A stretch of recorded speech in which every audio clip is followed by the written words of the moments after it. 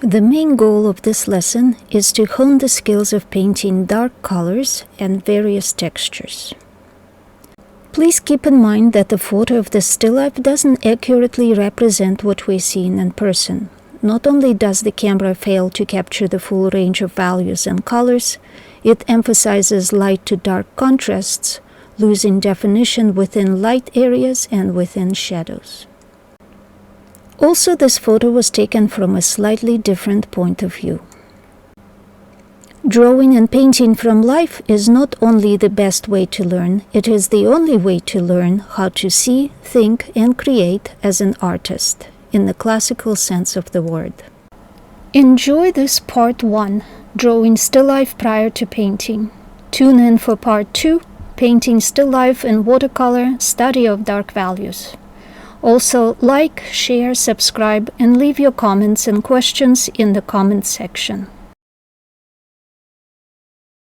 Alright, so what is the objective in this still life? What are we going to try to achieve? Different values. Different values. What kind of values dominate this still life? Darker values. Darker values. What breaks up the darkness? The lighter, like the lemon.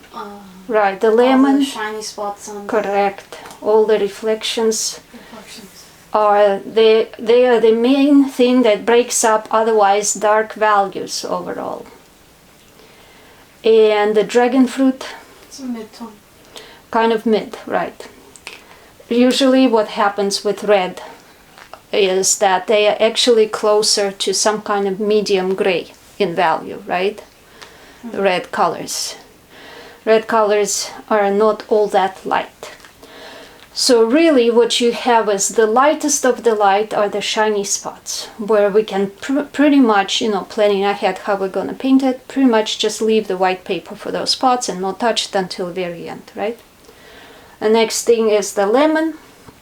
Kind of need to be careful with it, not to go too dark on it. Next one is medium, is the dragon fruit, and the rest is pretty much dark, dark, dark, right? Besides the blue and the blue sand in there, but it's also being in the back, being further away. Alright, so basically the background is very, very dark. The two glass, the bottle and the hourglass objects are blending more with the background, right? Mm-hmm. And the lemon being forward in front of us is also being of the lightest value of all the objects, not to count reflections. So first you need to decide, like I've already positioned it horizontally because horizontal is a little better. The objects line up more this way and less this way, right? So because of that, horizontal format is better. Alright, so before I decide where I'm going to start placing it, what basic shape do all the objects together form? The whole composition, what do they form? What basic shape? Kind of like a diamond kind of. Like a longer rhombus, right? Maybe something like more like taller here and less tall here, right? Mm-hmm. More like that. Abstractly, they kind of form a shape like that. And then if you say, alright, if I got this kind of close enough, maybe a little taller for the hourglass, this is my basic abstract shape. And if I think about this abstract shape, which means my lemon is going to be kind of small and right here. My bottle is going to be like about this big and right here, sort of like that. That is because I'm comparing it to the size of the lemon, right? If you put the pencil in there, you know that from the lemon to the bottle it goes very steeply up like that. So this is my lemon. This is my bottle, a little rectangle for the bottle. Then I have the dragon fruit right here, but it's also almost touches the lemon, but the dragon fruit itself is forming sort of like hexagon. See what I mean? Dragon Very fruit round hexagon. with this portion being a little higher. And again, I'm comparing how these two line up very roughly. No serious in-depth detail, right? Just very roughly comparing my basic shapes, abstract. And from that up here and slightly off, so the lemon is slightly this way, the hourglass, no, actually the lemon is slightly more to the right, and the hourglass is right behind it and slightly off, just a teensy-weensy bit to the left. That's better for the balance. This is where our hourglass is gonna be. Now from this thing, it's gonna be kind of like this, like this. It's gonna hide just behind the lemon right here. This, so that goes behind. This goes up here and like this, right? Okay, just very loose sketch. But nonetheless, we're looking at this kind of shape here. This kind of shape. This is our shape. And we have a little bit of a table, which the point of the table comes like right under here. Again, loosely sketch this in. The other section of the table goes in this direction, kind of like this. This is where we have a shadow light change here. A few more folds forming light and shadow areas right here.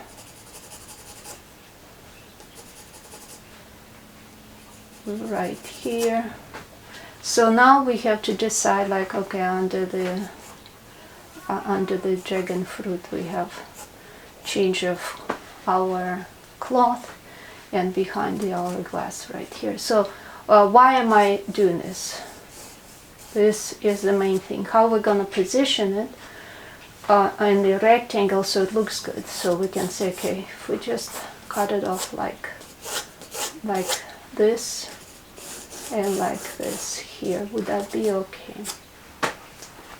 Does that look good?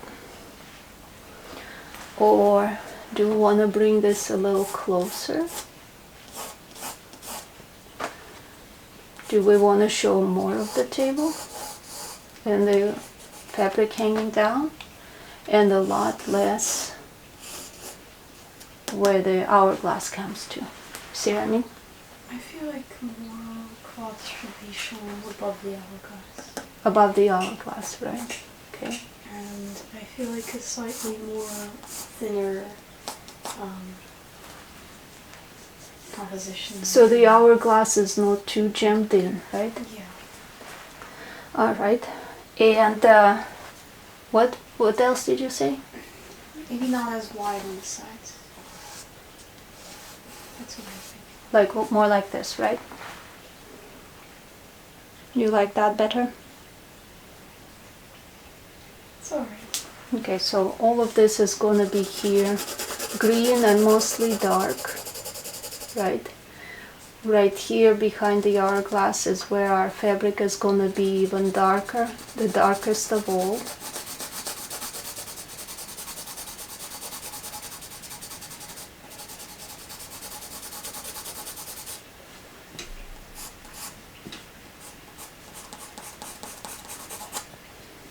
Few folds. A little darker here. A little darker here. And this is going to be the bottle. It's also going to be dark. I'll just leave a little bit of whitish thing here to remind us that there are reflections. This is going to be very dark, except for some reflections in here, right? Like, let's take out this reflection. Like, do it like large, so it's a small sketch. Make it more pronounced for the sketch sake.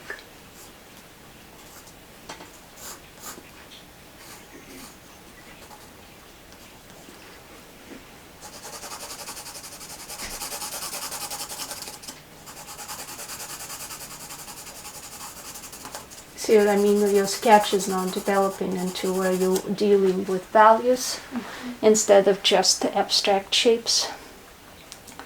And so, what do you think? Now we'll do this medium, and we'll do like this one, medium, a little more pronounced. I can hardly see the bottle though. Yeah, that, because the bottle is very dark and the blue cloth is very dark blue.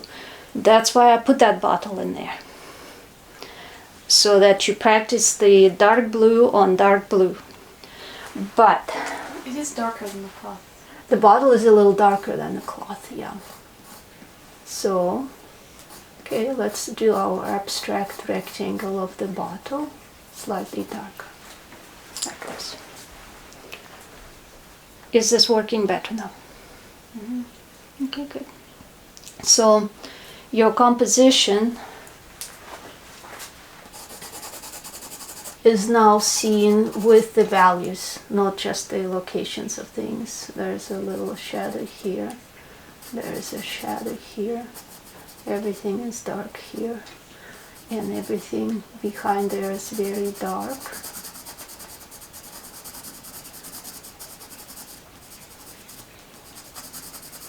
And it's dark all the way behind the bottle. Darker here. Darker behind the dragon fruit. And the table is actually ending right here.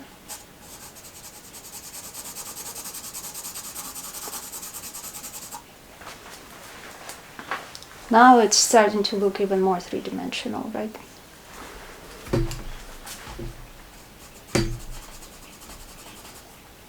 Right?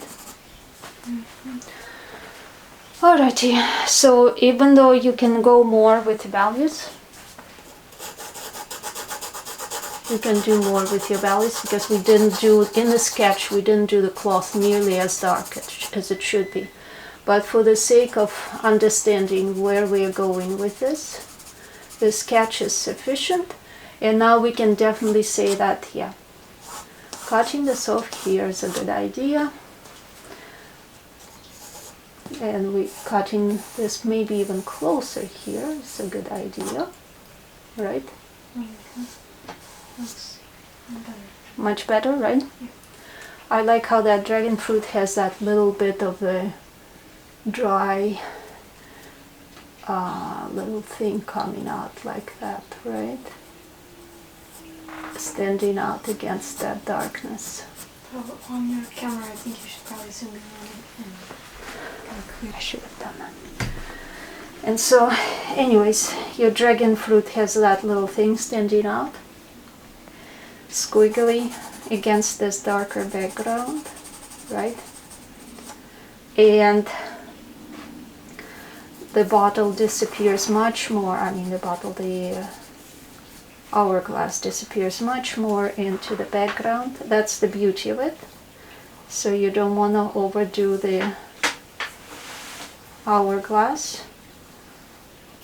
You don't want it to be standing out too much, right? And you want to have just enough blending into the darkness. And so when you account for that, then you start to realize that really your main attraction is going kind of like this here, right? You go, oh, lemon, very bright, dragon fruit, interesting. There's something here, and then there's the bottle, also kind of interesting, popping up hidden. Oh, there's also this. So your eye is going to be moving like this,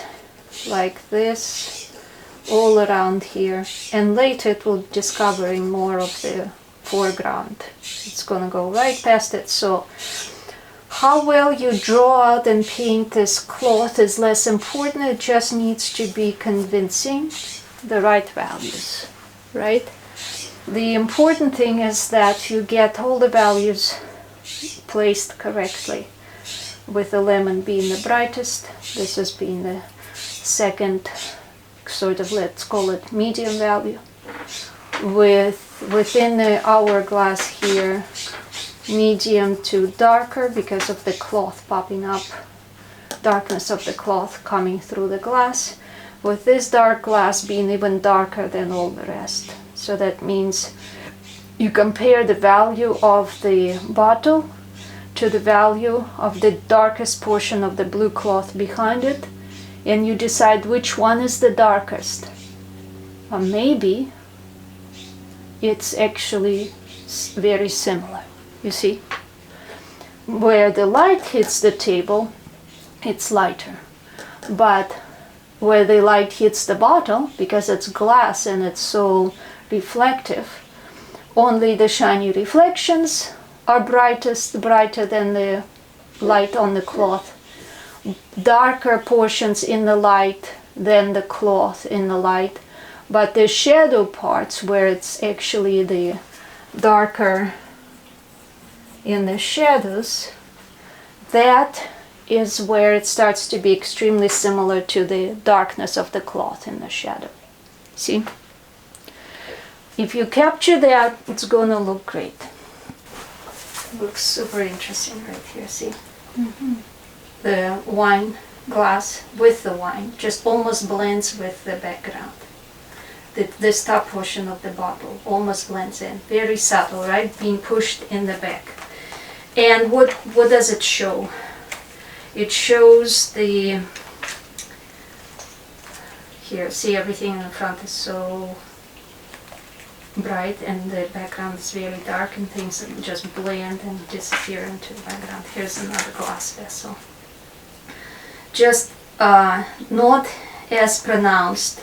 Everything is very precise and exact, but in a way it kind of disappears into the background, right? Mm-hmm. In this one less than in this still life. But look at that watermelon.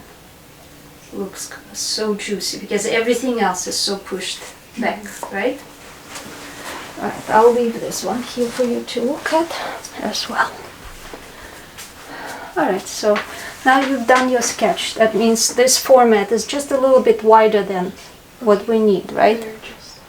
Alright, so that means that this is a standard size paper, but it is a little too wide for what we do. So what we want to do is, like in our sketch, let's come in here and grab this width and compare it proportionally to the width that we settled on, the composition we settled on. See this? The width. Okay, the leftmost dragon fruit point to the rightmost bottle side is the left to right width of our entire composition of objects, right? We're going to compare it to our sketch width. One comes to here.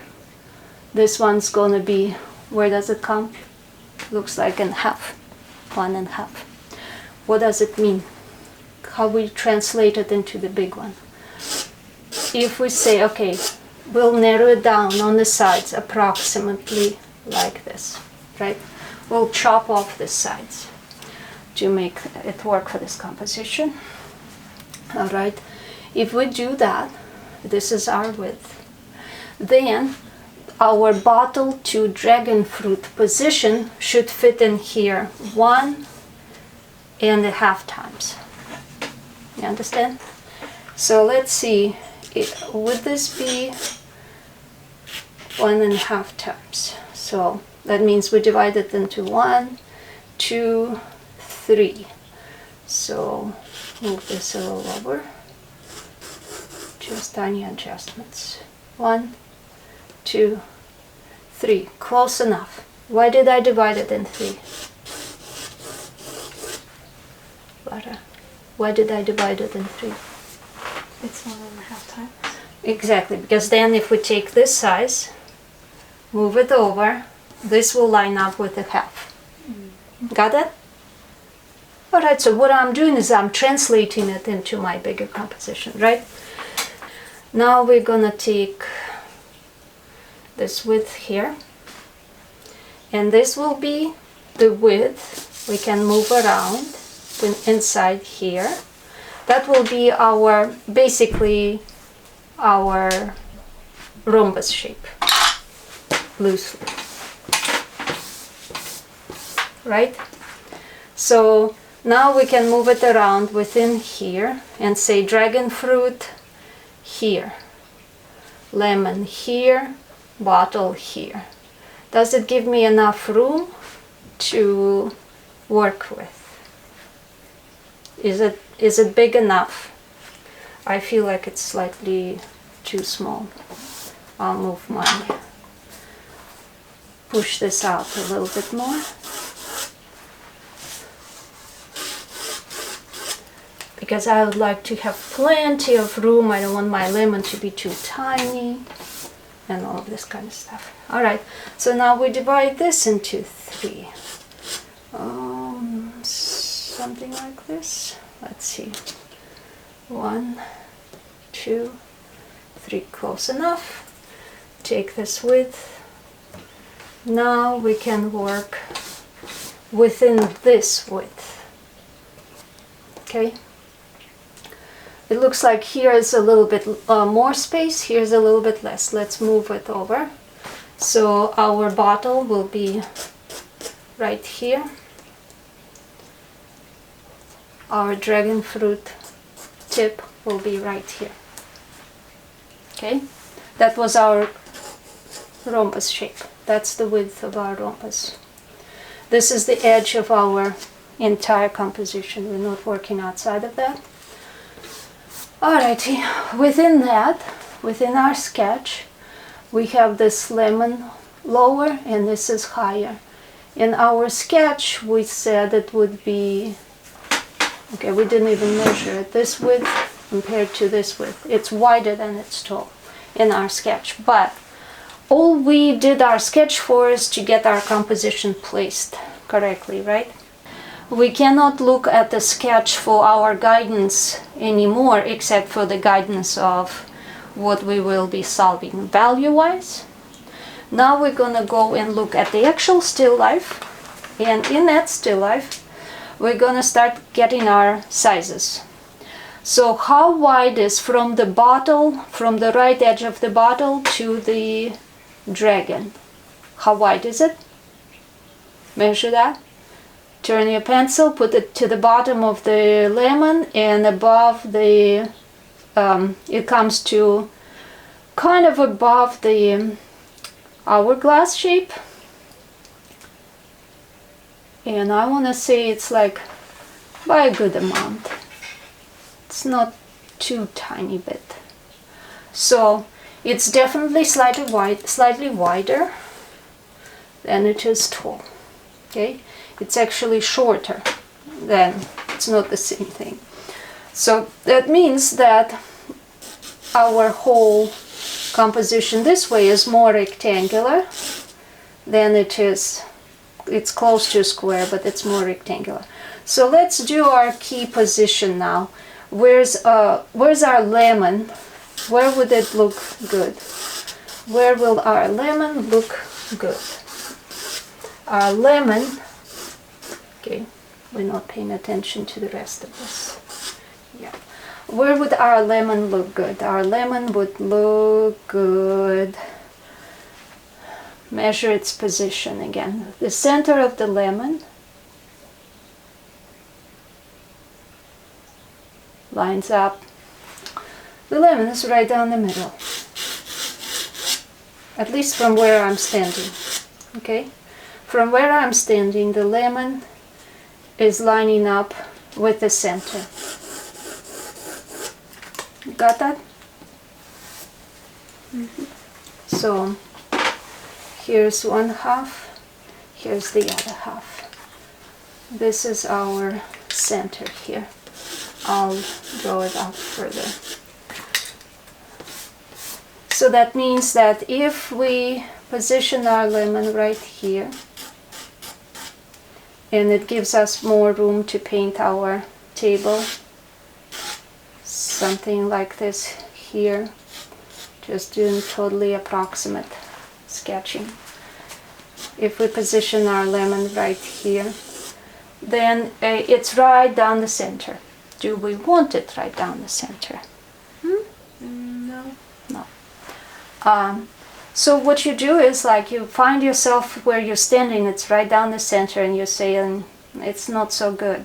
And then the hourglass may like line up right down the center from lemon. So you just step to the side a little bit and you go like, okay, it looks a little bit better this way. Good. So if you step a little bit to the left, just like really 1 foot to the left, the lemon becomes slightly right of center. The center line goes slightly, just a little bit, through the left side of the lemon. And the hourglass becomes slightly offset. You see? So now the center of the lemon is right here, and the hourglass center is right here, and they only changed it by a tiny, tiny amount. Right? Tiny amount, and now it makes all the difference. Good. So if this is where our lemon is, we now shifted it slightly. We got a little balance going instead of everything lining up down the middle. Now let's see what about the top of the hourglass? What about our width to height composition? So again, I'm going to measure my width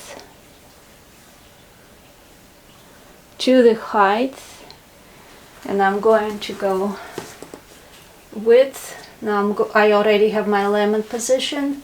This is the exact same height, but when I'm measuring, I'm finding that my width comes, the hourglass width comes right above hourglass, something like this. Okay? You don't think it's jammed too close to the top? Do I think it's jammed? No. I don't think it's jammed. If you think it's jammed, you can certainly do it a little bit lower. But because our composition is going a little more width-wise, and our hourglass is going to be pushed into the darkness with only a few key reflections popping up, you see, it won't look so jammed, because it will be set deep into the darkness of that fabric, very little light. I think it will look actually good. Alright, so this is our hourglass. So now we need to compare this very approximate lemon shape.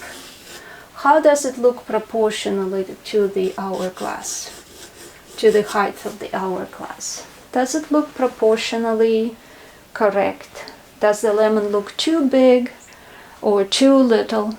If you want, you can measure the lemon. So I'll just measure it for the sake of teaching how to compare it. Okay, so here I measure my lemon. 1, 2, 3, and a little bit. It seems that I'm extremely close. If this is the bottom of my hourglass, seeing on where I can barely see hourglass pop up from behind the lemon. This is the vertical for the, for the hourglass. If you're not too experienced at, but even if you are experienced, it's always best to have your vertical. Okay, so my lemon could stand to be just a teensy weensy bit taller here. Okay, so just a teensy weensy bit taller.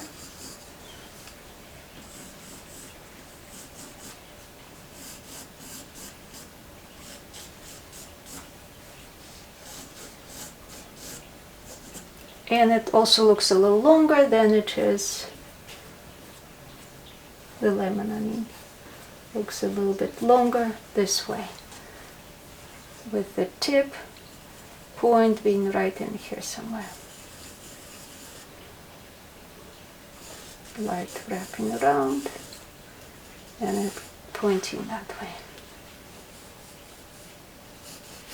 Alrighty, so settled the lemon size compared to the width, to the height, all looks good, all proportional, no problems.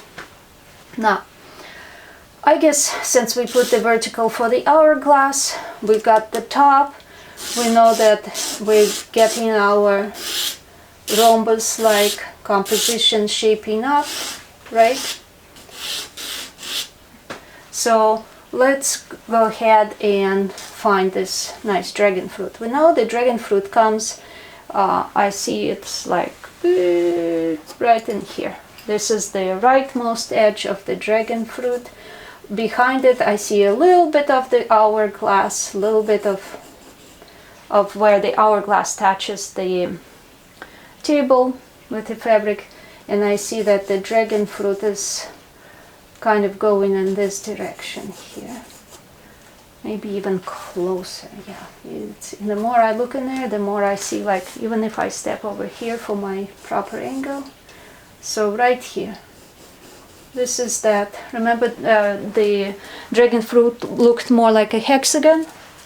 That's one of the points of the hexagon. Where's the bottom of the hexagon? Compare it to the lemon.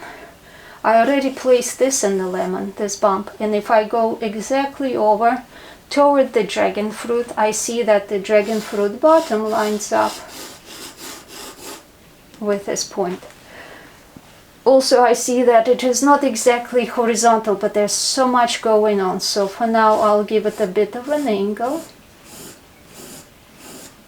There is also like things, those little edgy, what are they called, leaf-like, point-like things coming off of the dragon fruit. Connect this here. And then we need to hit the other end of the dragon fruit, has to come to here. I'm going to get the direction, the angle transferred. The angle goes something like this. From this point to this point. What is this point? It's that roundish tip, right? Where the flower petals fell off. From this thing, there's also that nice scraggly, pointy, leafy part comes out like that. At least one of them. So now, alright, so now we can connect this. Kind of like that. Now it still goes a little bit more up here, a little bit more like this, and a little bit more like this. Looks like could be steeper. Looks a little too squished. Little like that. That seems to work better.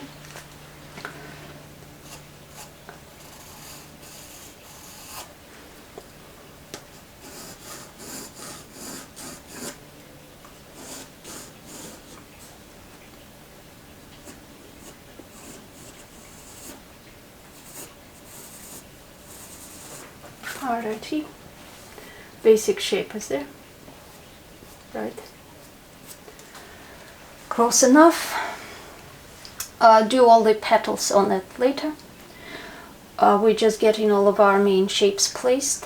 Should we do the petals in watercolor or with pencil, or is it either one? I would draw them out because there's some major light and shadow changes there because of those petals. So I would draw them out so you don't miss them. So you place them correctly, don't miss them when you start painting them, like start getting a little confused. Okay, so here also right about here is where the table comes out. And I'm seeing like, okay, the table is actually not this far from dragon fruit here, but it seems like this might be actually closer, so this angle is actually steeper. Steeper than what I sketched in before. See how we place the dragon fruit and suddenly our table comes into a picture. And the fabric makes a gentle turn over this corner and starts hanging down. Then this determines our table edge here. I'm looking at this point here.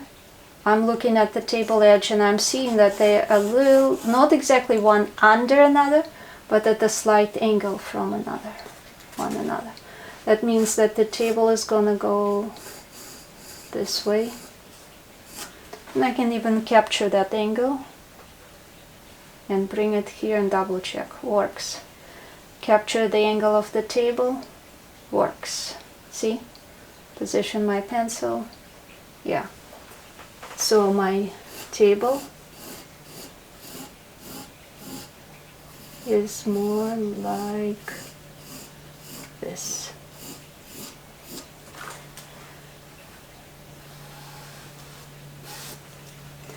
And then the fabric kind of goes at an angle here off of this corner.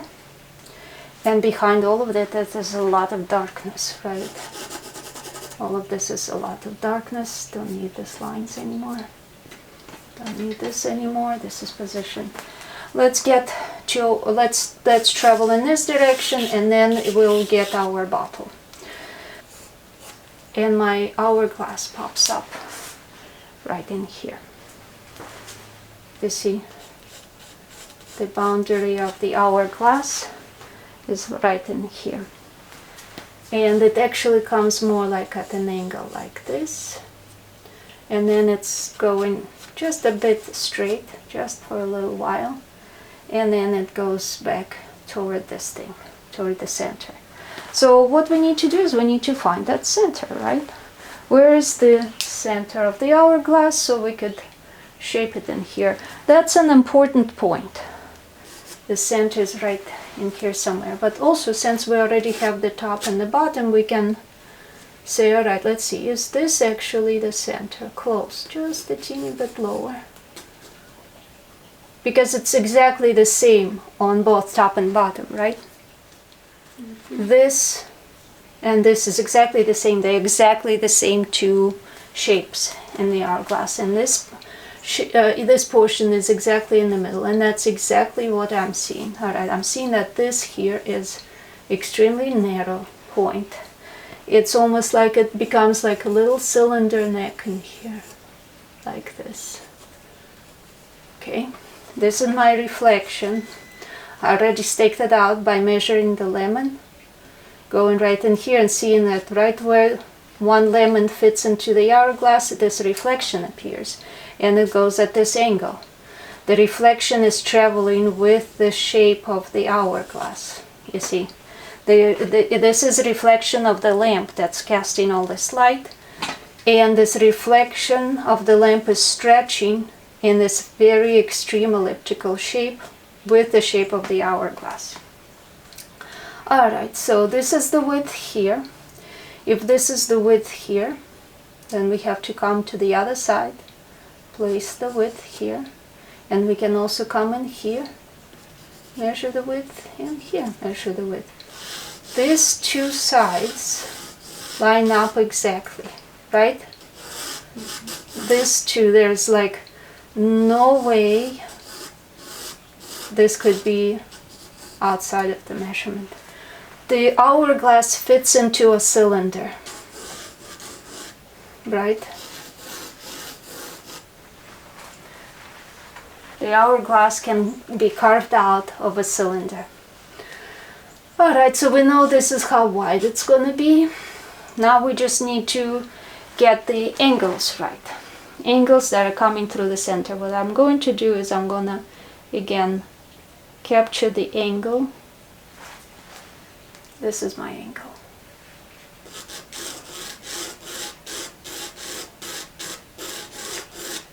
For here, and I'm going to capture its exact opposite for here.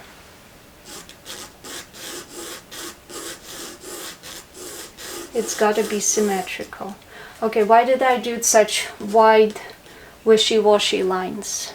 Why did I do it so wide, Lara? Why is that?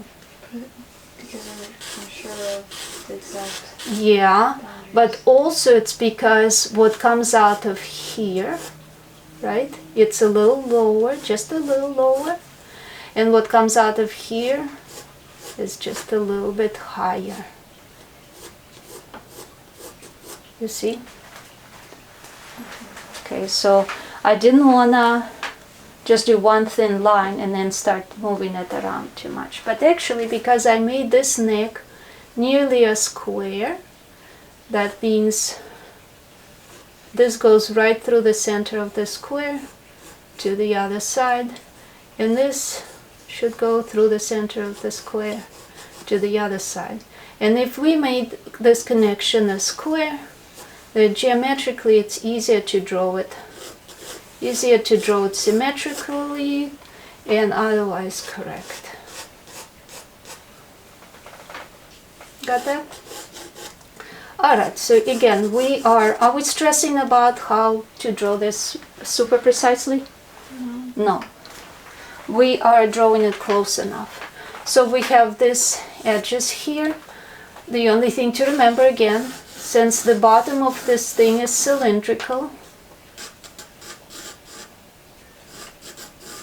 and the top of this is cylindrical, we have to get those elliptical shapes correct. The top, you see how much narrower it is than the width, right?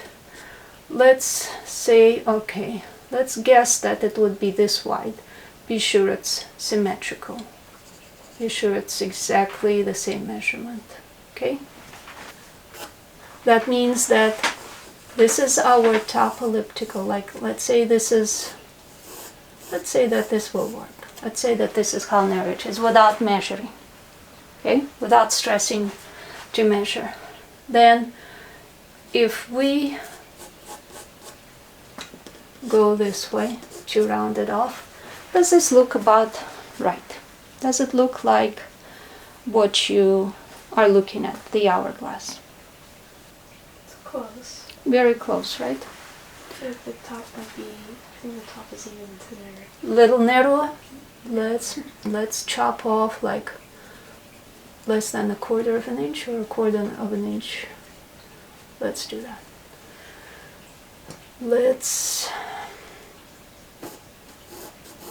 do this elliptical here. And again, you see where this elliptical is coming to, right?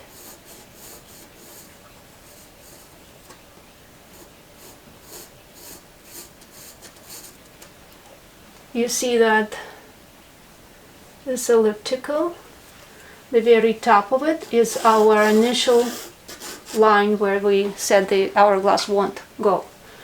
The center, horizontal center for the elliptical is just slightly lower than that. The right to left is sitting on the center, not on the top line, right? And then our sides, then this way,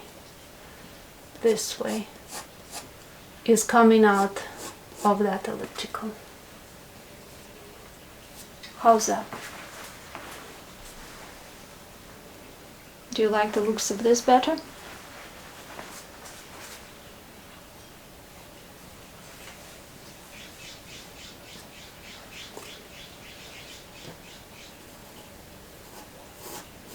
Let's call this good. That's alright. Let's call this good enough. Okay. So that means that the same measurement will just transfer half and half.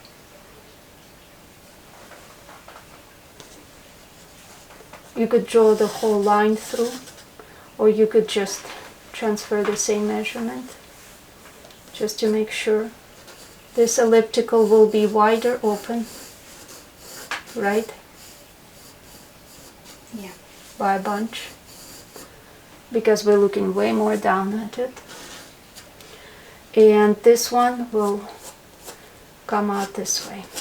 So if this angle here, if this side is at this angle, it should be the same angle here. If this angle is in here, it should be the same angle here. So that means that this here needs to be raised just a teeny bit, and this needs to be raised just a teeny bit.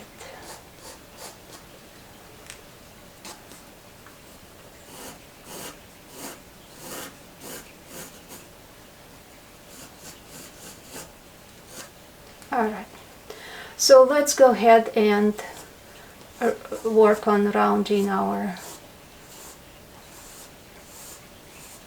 glass off.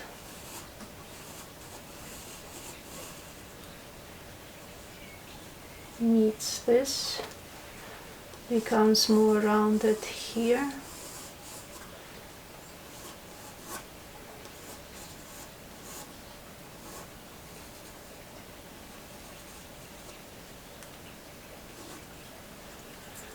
Becomes rounded here.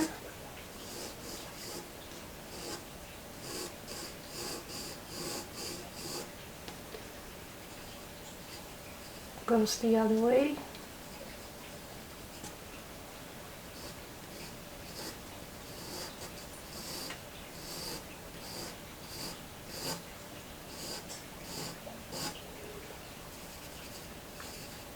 Turns the other way. On the bottom, because we're looking more down, it's gonna look more rounded.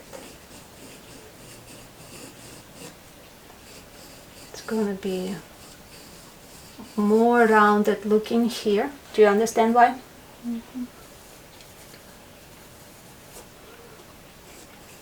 Then as the hourglass goes up, because the elliptical shapes become narrow and narrow and narrow as we go that way. Okay, so I'd say this is good enough. We don't need any more of this so much on the inside. We just need to see our lemon. We don't need this so much.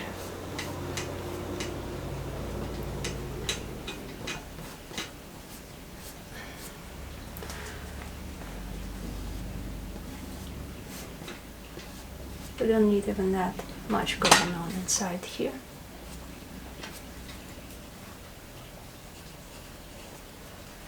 Okay. Don't need so much going on here.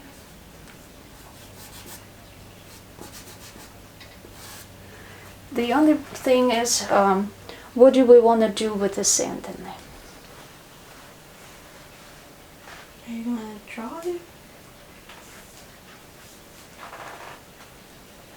Yeah.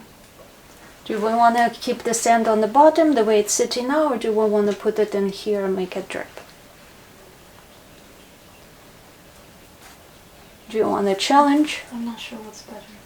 Okay. Let's, if you flip it, it means what? The passing of time. Means you're sending a message to the viewers. The time is passing. Are you spending it wisely or something like that?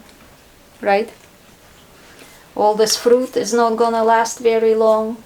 We don't know what's in that bottle, but the sand is measuring out the passing of time. Mm-hmm. Okay, so if the sand's on the bottom, it's almost like, okay, the certain amount of time has passed. For some reason, it's not being measured out anymore.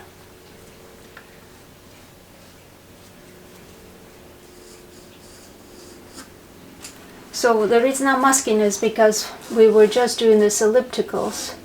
If you leave the sand sitting on the bottom You can see how it's slightly irregular, but it's following the elliptical shape at a slight angle. You see that? Right? Mm-hmm. It's a little lower here. It's a little higher here. And it's definitely, actually it's a little closer to the lemon. Okay, it's not quite so high above the lemon. Okay.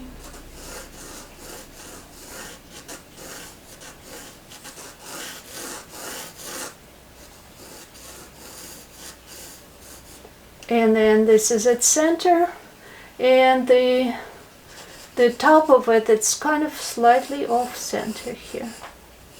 This is how it's settled. Interesting. It didn't settle very evenly. This is your sand. You need to capture this elliptical correctly and the inclination of it correctly, and then the fact that there is a little point like that, and then all of this becomes in the shadow.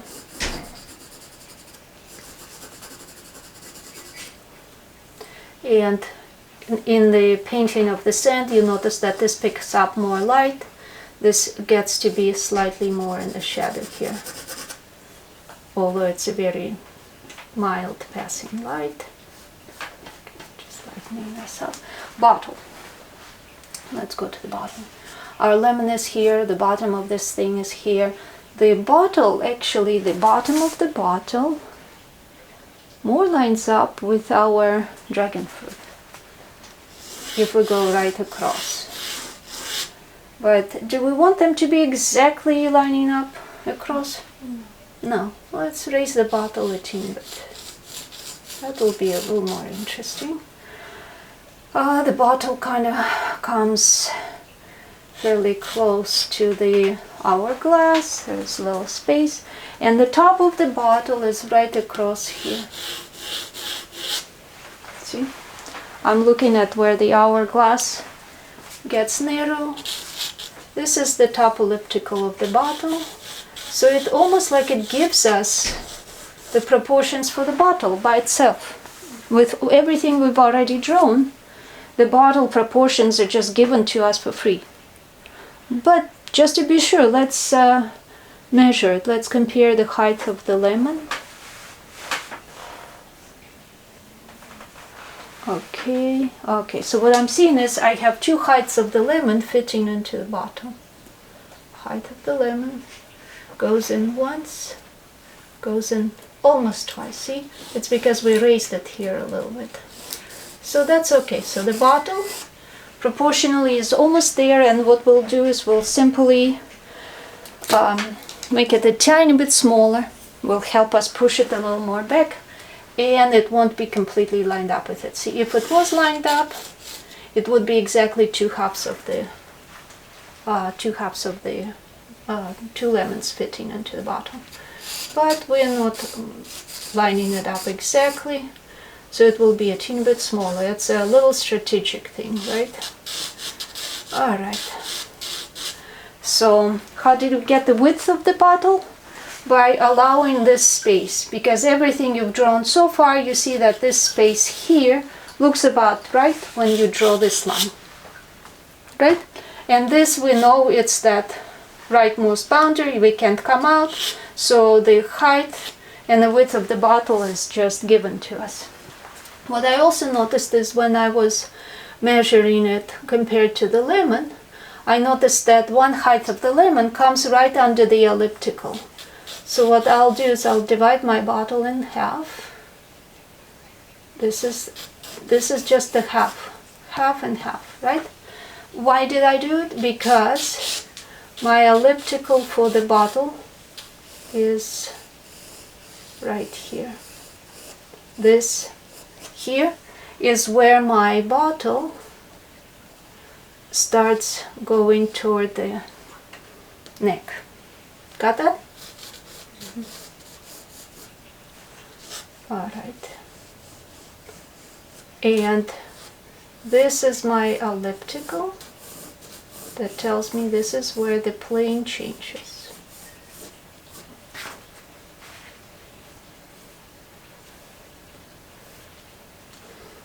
So this is the bottle narrows slightly toward the bottom. So I'll shave it off just a teensy bit. So it's not exactly vertical, it becomes just a teeny bit narrow. And now in here I have to fit my elliptical bottom.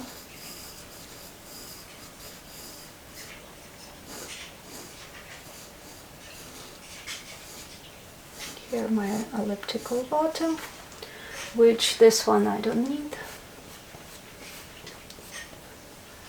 Do you need to measure much? You shouldn't. You should have enough experience on drawing all of your ellipticals already, so you don't need to measure so much.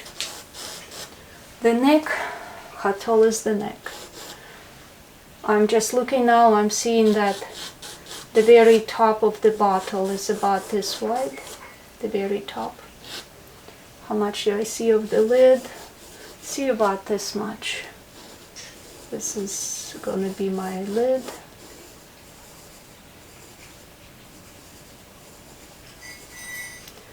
And then there is a little bit of a neck visible.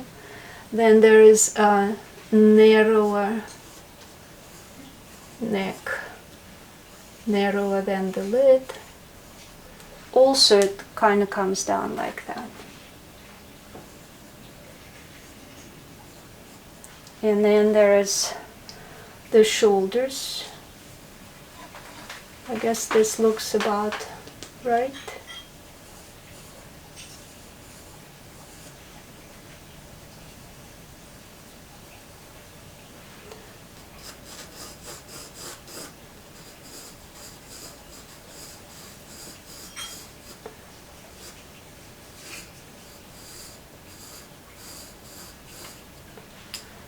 Looks like there is another little lip on the rim here, like it's... Is there a lip? Let me see. Yeah, there's a little ridge. Since all of this is going to be pushed way back, right, in the depths, all you need to do is like indicate something going on in here.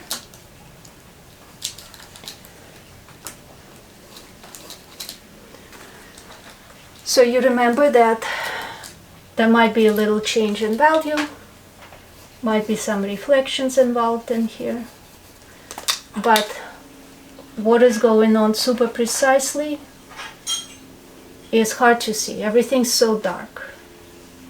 The good thing is that practicing this kind of still life, you learn to paint something that is dark and how to work on the nuances of what is dark, what are the reflections, how to highlight something even though it's dark, how to push it back into the depths. You see what I mean? All of this is what you're practicing right now in this still life. Very valuable lessons.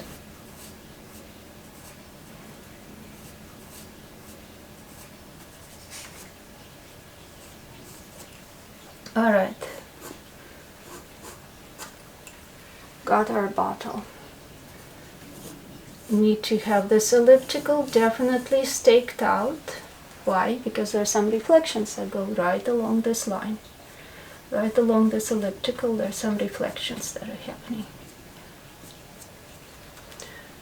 Okay, this elliptical here, what's inside we don't see. We do see that along this elliptical there are also reflections happening.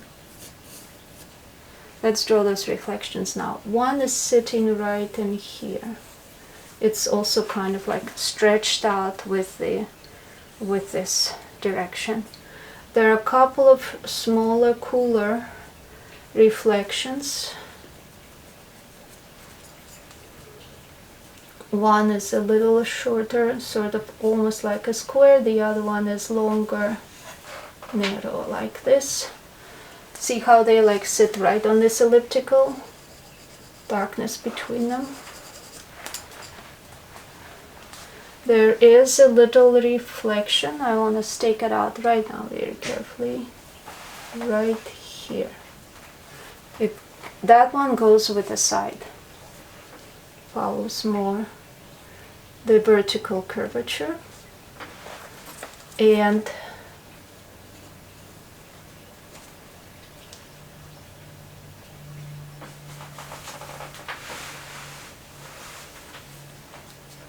where else?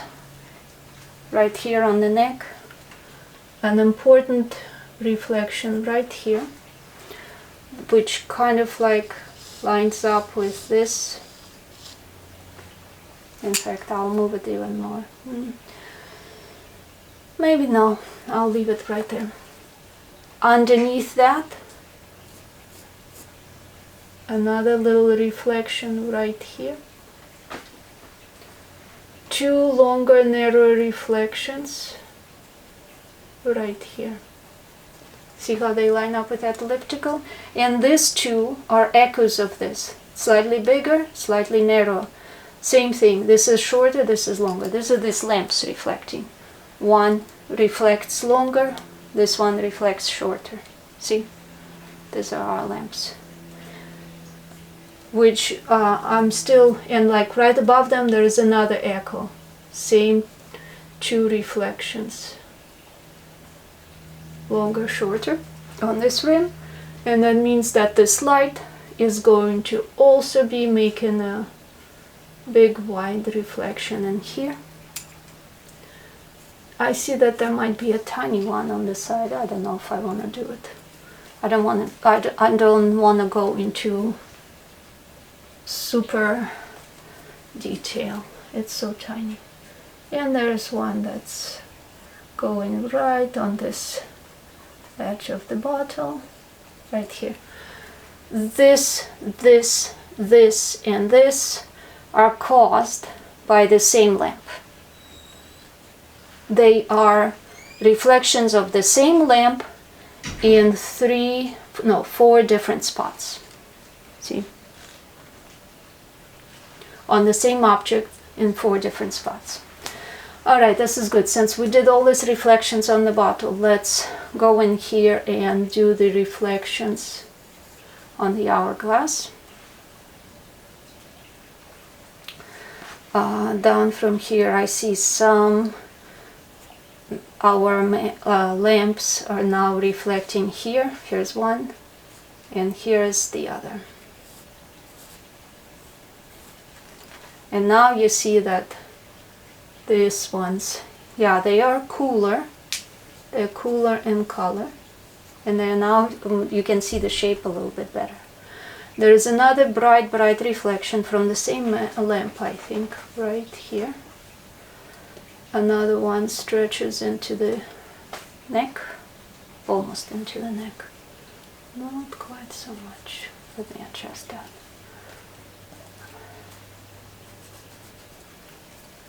Make this just a little shorter.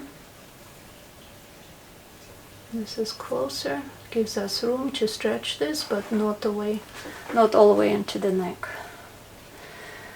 Oh, there are a few ones very, very tiny, but on the other it's opposite right here, which is a reflection from inside the hourglass.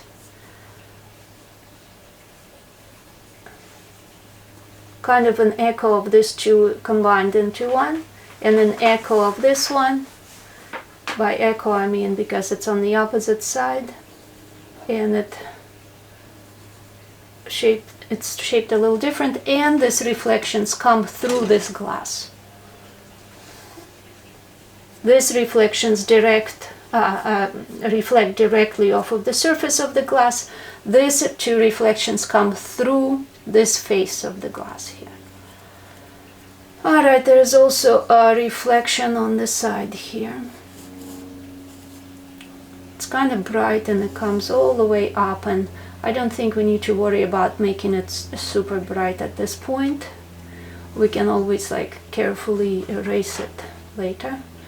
I see that there's a lamp, my lamp is reflecting right here, kind of slightly distorted circle, and these two lamps reflect in here as well, and somehow they're much smaller in this area, these reflections, and this one is kind of like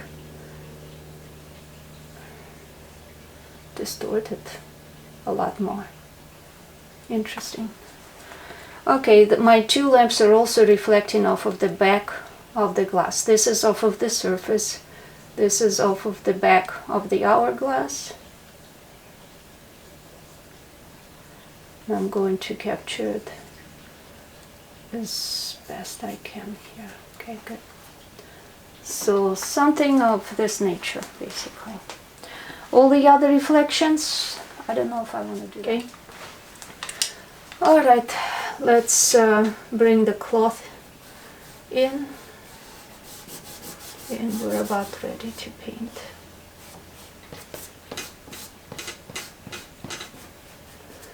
I want to keep the lemon really nice and clean in here because watercolor paint will show all the drawing through on the light objects. On the dark objects it's not so important. And also a few of the, let's do a few of this. Alright, so wrapping around the dragon fruit, our pointy little leafy endings, they kind of wrap around the dragon fruit in this manner. And there's this one wraps around about this way.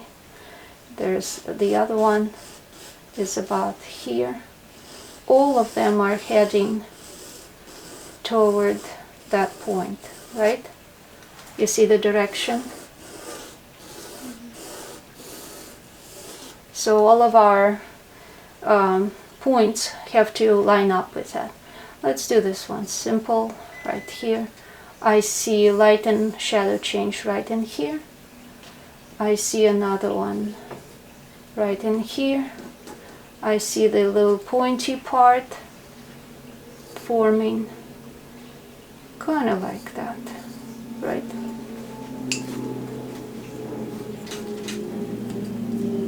I see it a bit more toward this side.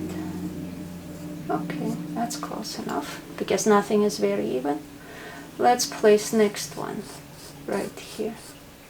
This one is coming out. This one's a little fatter and it's chopped off. It doesn't have the point. Looks like it fell off. But it attaches in a rounded manner nonetheless. And the shadow it forms bends this way more. Bends more this way.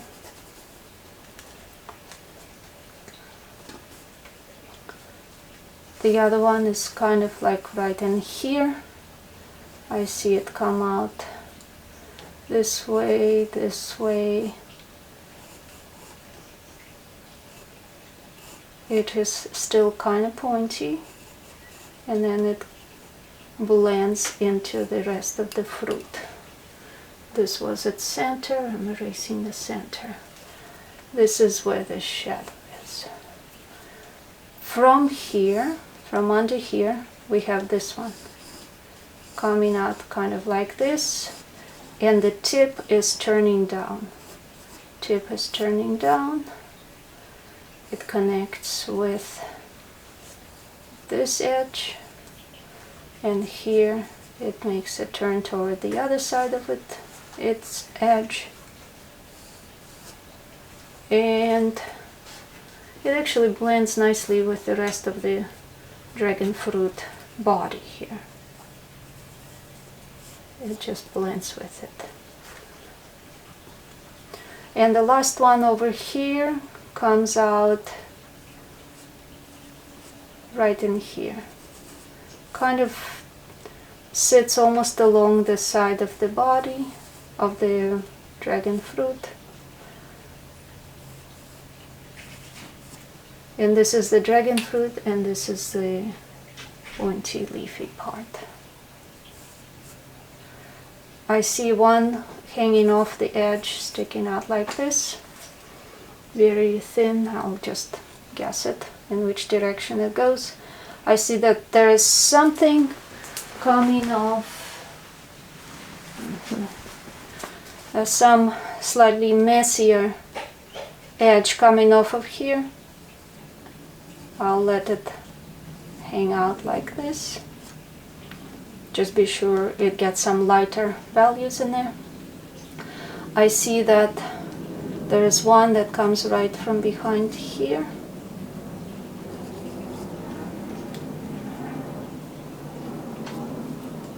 And it breaks up the, actually it breaks up the dragon fruit shape. Right here like that, that's nice. Otherwise it lines up with the rest of this shape. There is one that comes right out to this edge, partly covers that round shape, and kind of hides underneath this with a few wrinkles this way. Then I see that round tip. It picks up some light, so it's good to make it lighter. And then the other one, I did place this really well. That's good.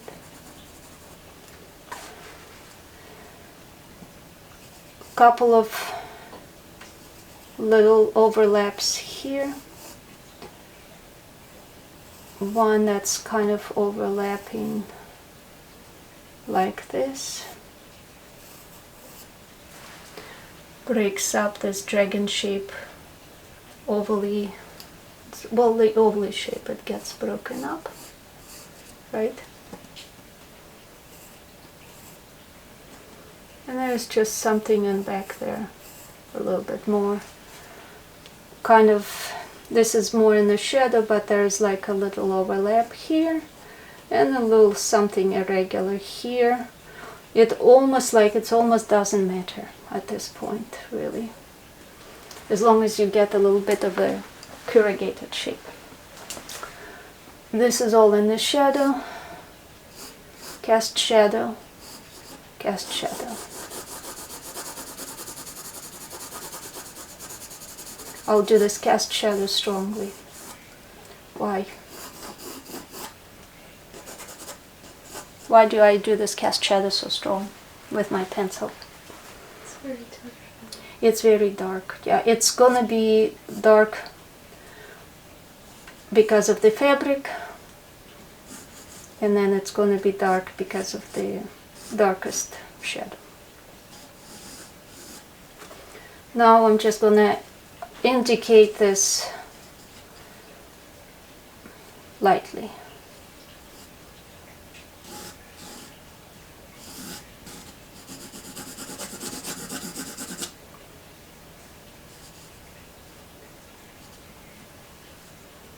This shadow pops up a little bit above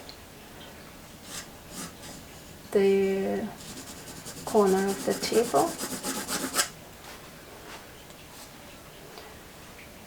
Remember, all of this is what we want our eye to go past real quick, right?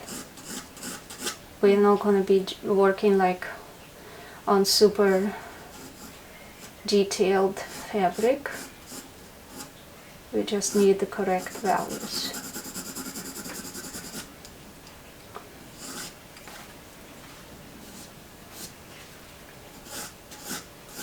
So this can stay sketchy. This fabric is here. There is a little bit of a interesting light shadow change here.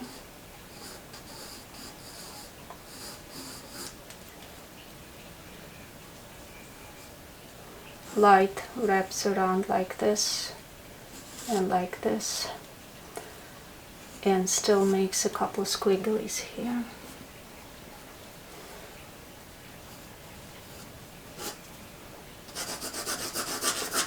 this is going to be slightly darker, right? Alright, where is this corner? This corner, I see it lines up with the side of the bottle, so it's right here. Just need to capture exactly, comes out at this angle, almost like straight at us. All of this is going to be in the shadow. Did I get this direction correct? Let's go pick it up there. It's pretty close, be a bit steeper, like that. That works. Shadow from the lemon.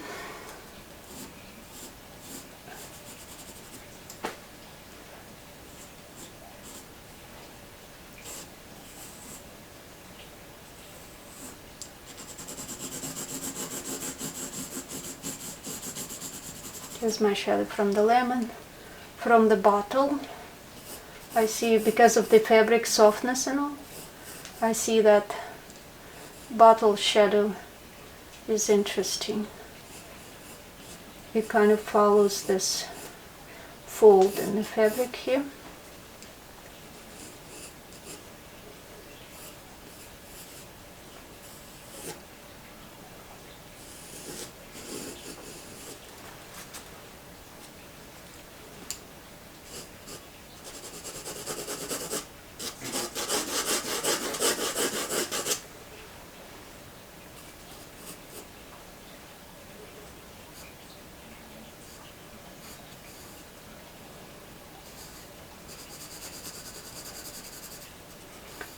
Here I'm just paying attention strictly to what I'm seeing in terms of light and shadow, light and shadow.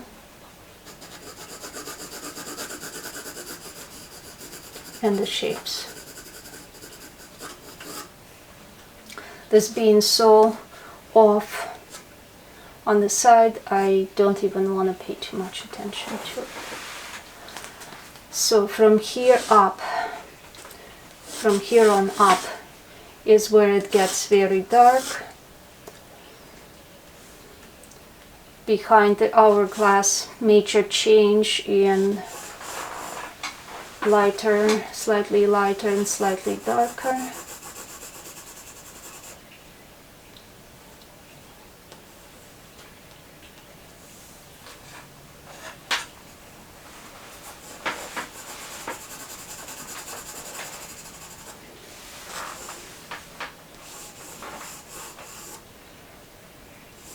You can see that through the glass. Comes up here, darker, darker.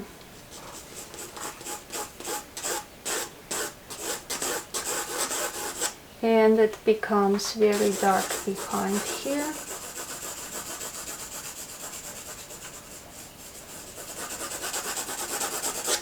There are nuances in how much lighter, darker this all is, but pretty much that's how it is. And you can decide on all the nuances of what's going on within that darkness later, in terms of what gets lighter, what gets darker.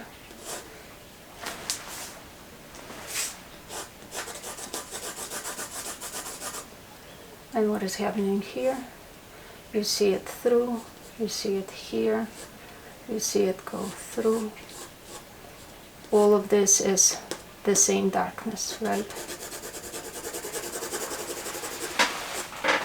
Here. On the other side, this is all darker, darker.